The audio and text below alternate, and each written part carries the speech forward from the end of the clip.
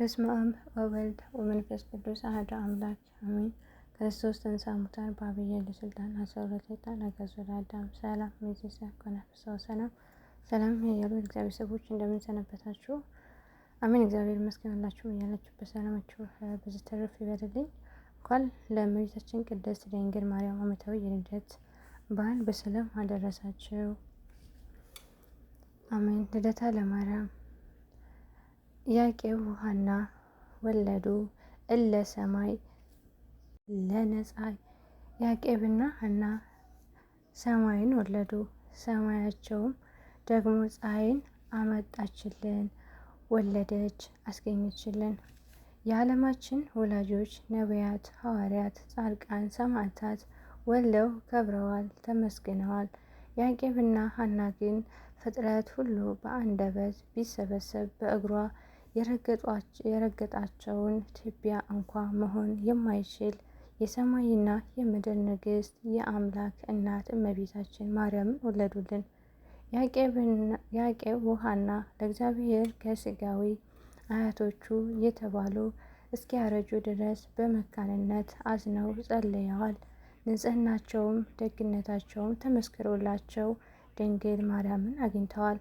እመቤታችን ከአዳም ስህተት በኋላ ያለ ጥንተ አብሶ የተወለደች የመጀመሪያ ድንግል ማርያም ሆነች። ትንቢተ ኢሳይያስ ምዕራፍ 1 ከቁጥር 9 ለጨለማው ዓለም ብርሃን መቅረዝ ሆና ትጠመቅ ዘንድ አንድም ትንቢቱንና ምሳሌውን ይፈጽም ዘንድ ለእመቤታችን ድንግል ማርያም በዚህ ቀን በሊባኖስ ተራራ ከ2222 ዓመታት በፊት ተወለደች። ሙሽራ ሆይ ከሊባኖስ ከኔ ጋራ ነይ። መኃልየ ምዕራፍ 4 ከቁጥር 8 ከነገደ ይሁዳ የሚወለድ ቅዱስ ያዕቆብ የሚባል ደግ ሰው፣ ከነገደ ሌዊ አሮን የተወለደች ሐና የምትባል ደግ ሴት አግብቶ በሕጉ ጸንተው በሥርዓቱ ተጠብቀው ይኖሩ ነበር። ነገር ግን በዘመኑ ሰዎች ልጅ የላቸውም በሚል ይናቁ ነበር። ኦርያውያን ልጅ የሌለው ፍጡአ በረከት ከጸጋ እግዚአብሔር የራቀ ነው ብለው ያምኑ ነበር። ያዕቆብና ሐና ልጅ እንዲሰጣቸው ሲያዝኑ ሲጸልዩ ዘመናቸው አልፎ አረጁ። እርሱ ግን የሚያመልኩት የአብርሃምና የሳራ አምላክ ነውና ተስፋ አልቆረጡም። የለመኑትን የማይነሳ ጌታ በስተ እርጅናቸው ድንቅ ነገርን አደረገላቸው።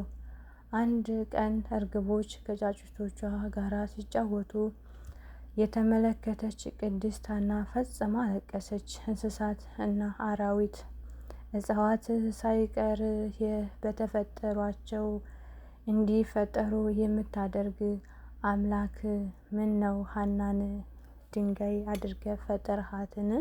ብላ አዘነች። ይህን የተመለከተ ቅዱስ ያዕቆብ ወደ ተራራ ወጥቶ ሱባዔ ያዘ። ለ40 ቀናትም ሲጸልይና ሲማልል ቆየ። በ40ኛው ቀን ሁለቱም ሕልምን ያልማሉ። እሱ ነጭ እርግብ በሰማያት ሰንቃ ወረደች። በሐና ቀኝ ጆሮ ገብታ በማኅፀኗ ስትደርስ አየ። እሷ ደግሞ የያዕቆብ በትር አበባ አፍርቶ ጣፋጭ ፍሬውን ሰው ሁሉ ሲመገበው ታያለች።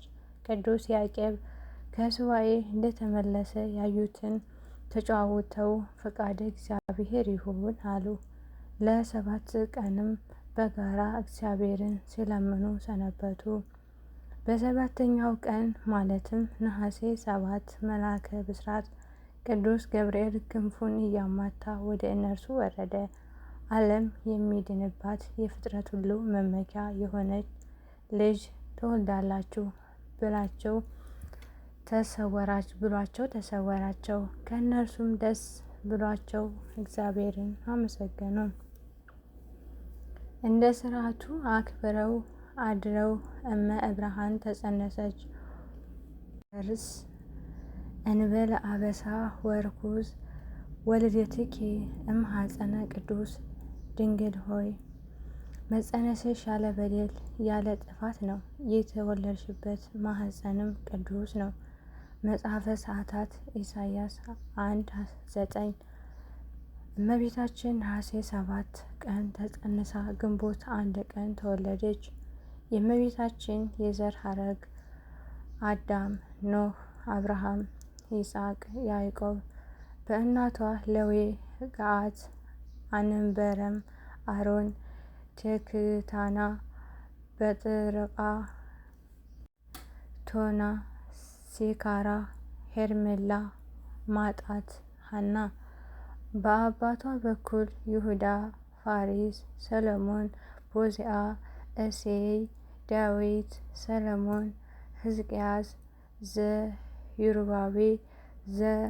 ዘሩባቤ፣ አልዓዛር፣ ቅስራ፣ ያዕቆብ ይሆናል። የጨለማው ዓለም ብርሃን መቅረዝ ሆነ። ትጠመቅ ዘንድ አንድም ትንቢቱንና ምሳሌውን ይፈጽም ዘንድ እመቤታችን ድንግል ማርያም በሊባኖስ ተራራ በ2026 ዓመታት በፊት ተወለደች።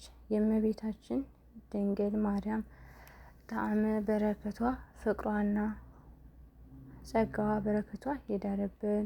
ግንቦት 1 ቀን የሚከበሩ ዓመታዊ ቅዱሳን በዓላቶች የእመቤታችን ቅድስት ድንግል ማርያም ልደት፣ ቅዱስ ያዕቆብ ወሐና፣ ትዕግስትና ርብቃ፣ አባ ሕርያቆስ ዘሐሩግ፣ ብንንሳ። የእመቤታችን ቅዳሴ የተደረሰበት ወርኃዊ በዓላት የቅዱስ ራጉኤል ሊቀ መላእክት፣ ቅዱስ በርተሜዎስ ሐዋርያ፣ ቅዱስ ሚልኪ ትሩፋተ ምግባር።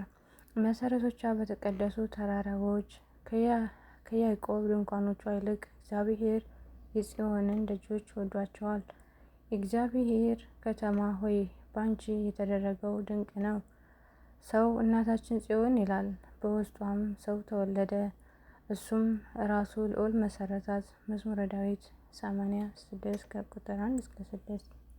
ውድ ጊዜያችሁን መስዋዕት አድርጋችሁ ስትከታተሉ ስለቆያችሁ ከልብ አመሰግናለሁ። ላይክ፣ ሸር፣ ሰብስክራይብ ያደርጋችሁ አበረታቱኝ። በቀጣይ በሌላ ቪዲዮ እስከምንገናኝ ድረስ ቸር ሰንብቱ።